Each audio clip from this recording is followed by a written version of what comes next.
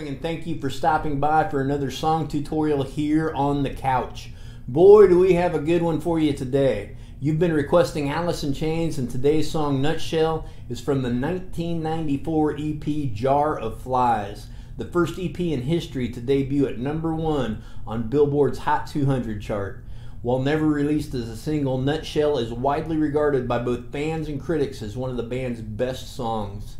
The Jar of Flies version features both acoustic and electric guitar parts, all of which we'll be covering today. If you like what I'm doing here on the channel, I'll ask that you give me a thumbs up below and subscribe if you've not already done so. We'll start by learning the song's main acoustic riff, so let's jump right in. First thing that we need to talk about is the tuning. The song is in standard tuning, however, it is tuned down a half step. So it's not that you can't play this song in regular standard tuning, you can, but if you want to play along with the record or if you want to play along with me as we're learning, you'll need to tune down a half step so that it sounds the same. So still standard tuning, just everything is down a half step, which is a fairly common tuning. So our E becomes an E flat. Our A string is an A flat. We've got a D flat. Our G string is a G flat. B flat. And then another E flat. So this should be a fairly short lesson, and the reason for that is there is just one acoustic riff that repeats over and over throughout the song. Other than the lead that's played during both choruses and then the solo, which are played on electric, which we'll cover here shortly, just one acoustic riff repeated throughout the entire song. So let's start with the chords that we're going to need. The first chord is an E minor 7. That is index finger and middle finger on the 2nd fret of the A and the D string.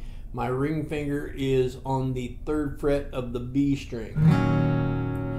Now for all these chords and throughout the song, I'm going to keep that ring finger planted right there on the 3rd fret of the B string. It's going to stay there pretty much throughout. I'll move it during one chord change, but I'll put it right back there. So we've got the E minor 7. We've got a G6, so I keep that finger planted on the B string. I go to a G chord, but I don't do anything with my pinky. G6. Then I've got a D sus2. Again, my ring finger staying there on the B. So I take my index finger and I put that on the 2nd fret of the G string.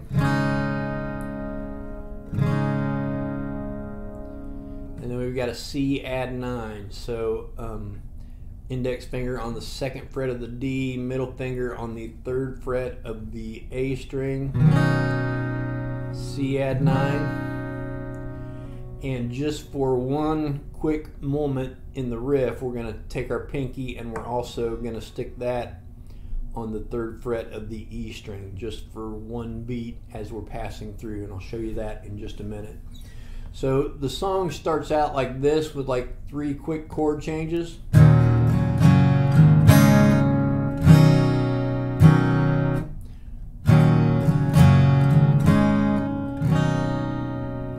So I'm changing from that E minor 7, and there's another strum between, to the G6, to the D sus2, and then we go right to the C add 9.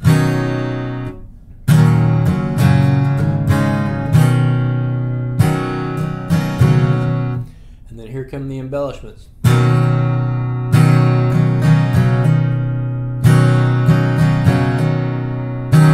So as I'm strumming, I'm lifting my index finger off of the D string and then hammering back on. So it's like down, down, up, down. On that next down there, we hit the hammer on. We do another down, up, and then another down with the hammer on, and then I'll show you where we go after that.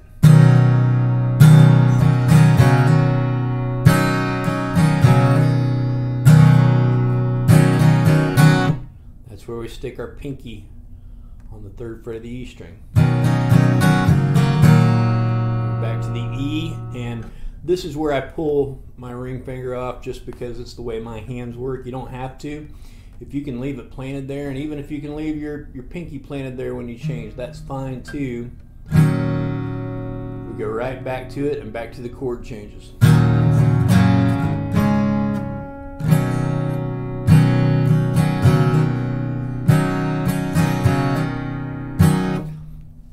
That's one of the embellishments that we just pull that off both times. The other embellishment is that we pull off our ring finger and hammer on with it onto the 3rd fret of the B string.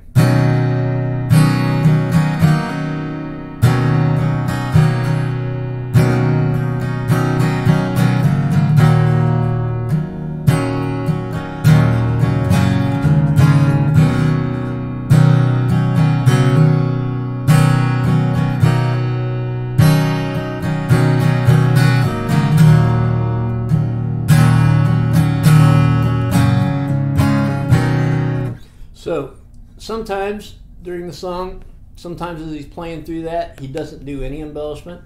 Sometimes it's just the index finger hammering on to the 2nd fret of the D string.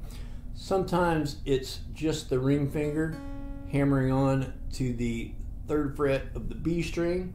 Sometimes he'll do the index finger first and then the ring finger second, like this.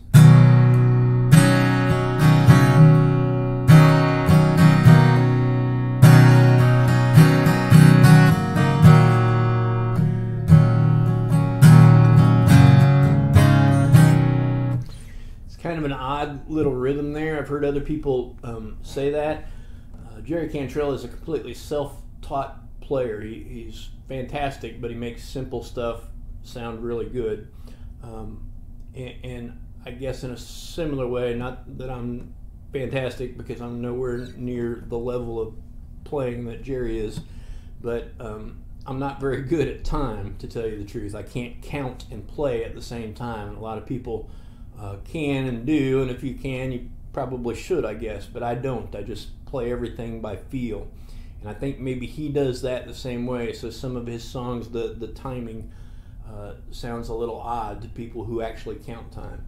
Sounds fine to me because I don't know the difference. But the thing is there, just kind of listen to the song and you can figure which go around, or if you're playing the song on your couch, if you're playing it for your friends, even if you're playing it in a club with a band, I don't think anybody's going to know which embellishments you're doing right or doing wrong, as long as you know that there are some. You do some sometimes, sometimes you don't.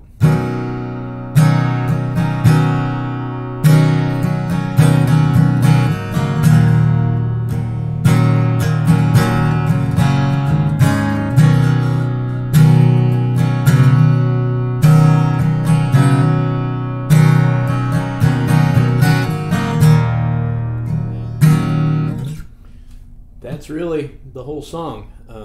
Just those embellishments are the only variations. So index finger, ring finger, pulling off and hammering on as you're going through there. Listen to the record, kind of watch my fingers the way that I do it, and also the right hand for the strum pattern, the downs and the ups, and work through it yourself. It'll take you a little bit of time, but it's a fun song to play. It's a beautiful song. So good luck with that. Let's take a look at the electric part next. Our electric guitar comes in 2 different places. There are 2 leads that play over the top of the chorus, which Lane Staley is just singing ooze. There's no actual lyrics there.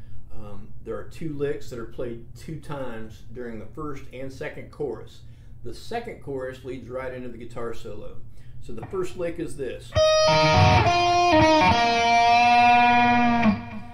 So I'm barring the 12th fret and I'm playing the E, the B, and the G. And I'm playing 11 on the G. And then I go to 9, I play the G and the D. After the D rings for a second, then I slowly bend it up.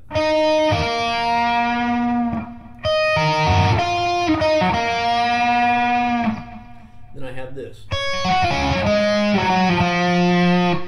That's 10 on the E, 8 on the B, 7 on the G and then the D, and then 5 and 4 on the D. When I get to the 4, when I play it, there's a little vibrato. And then real quick, it goes back to the first lick, exactly like the first time we played it. And then there's a little pause and we go to the second lick again.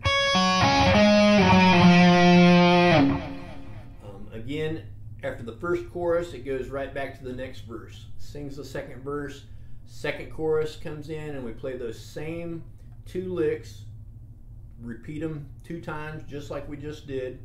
After the second lick, the second time, we go into the guitar solo, and it starts like this.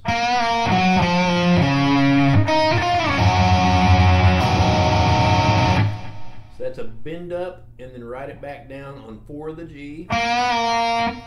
And then 5 and 4 on the D. When we get to 4, we're going to bend it up and write it back down. And then 5 on the A.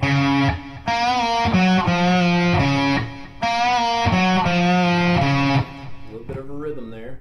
And then we go to the 5th fret of the B, and we're going to go 5 to 7. And then a C add 9. After that C add 9 rings a little bit, then we're going to stab it again. And then we have this cool lick.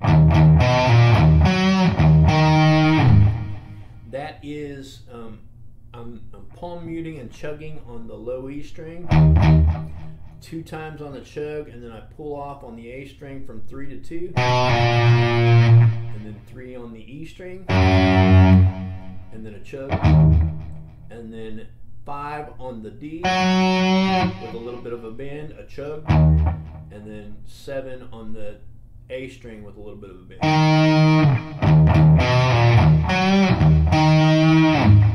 And then we have that same first lick again.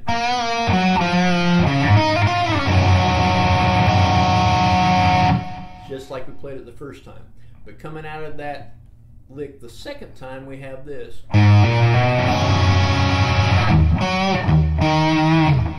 So that is open on the A, 2 on the A, and I'm going to slide up 3. Then with my ring finger, I'm going to go to the 3rd fret of the B string. I'm going to stab it, playing strings 5 through 1. After it rings for a second, I've got a chug on the E, palm muted, and then back to 5 on the D with a bend, a chug, and then back to 7 on the A with a bend.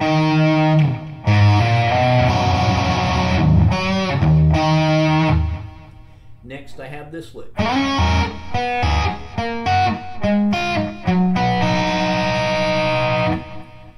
I slide. Actually, I'm barring, I'm using my index finger, but if it's more comfortable or easier for you to get into position, you can use your ring finger, I guess. But I'm barring the 3rd fret of the E, the B, and the G. Throughout this, I'm mostly just playing the G and the E strings until I get down here and I play all 3 of them. But the first thing to do is on 3, I play the G string, I slide up to 7. As soon as I get there, I'm going to pluck the E with my middle finger. Drop down 2 frets, and I pick 5 on the G, and I pluck 5 on the E. Come down, this comes down 2 frets again, but I got to move my fingers around a little bit. So it's 3 on the E, but with my middle finger, I'm going to 4 on the G. So it's G and then the E, 4 on the G, 3 on the E. Come back to 2 with my bar, again the G and the E. When I get here, my index finger goes to the 1st fret of the B string. I'm going to play the G, the B, and then the E. G open, B on 1, E open. But I'm going to palm mute the first 2. And then the E just kind of rings out. So again, that whole section. Oops.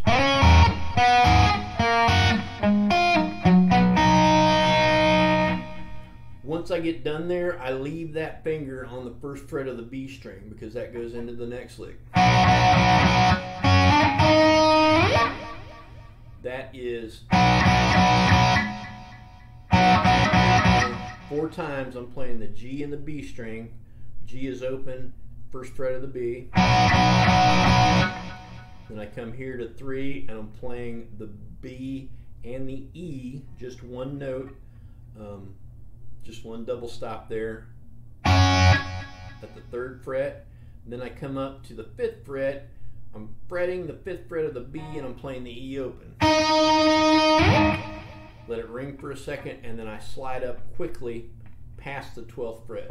If I remember right, he comes back and he plays that last double stop again, the B and the E, with one more slide on the record at least. So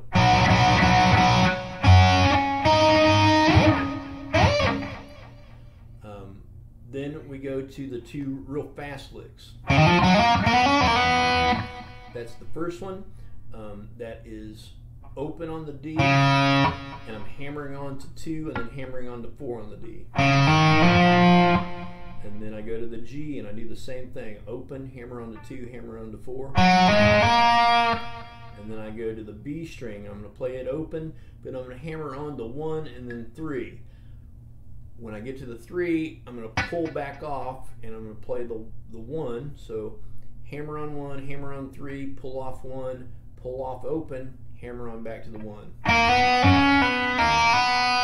So I'm not picking, I'm only picking the first note, all that. So that whole lick. Then I go up here. So that is 5 on the B. Play the 5, hammer on to 7, hammer on to 8. Go to the E string, play the 5, hammer on to 7, hammer on to 8.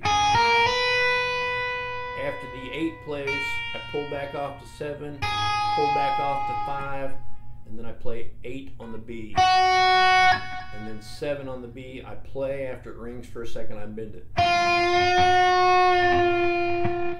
Then it goes right back into the acoustic guitar, which plays a couple more go-rounds of the main acoustic riff, and then the song fades out.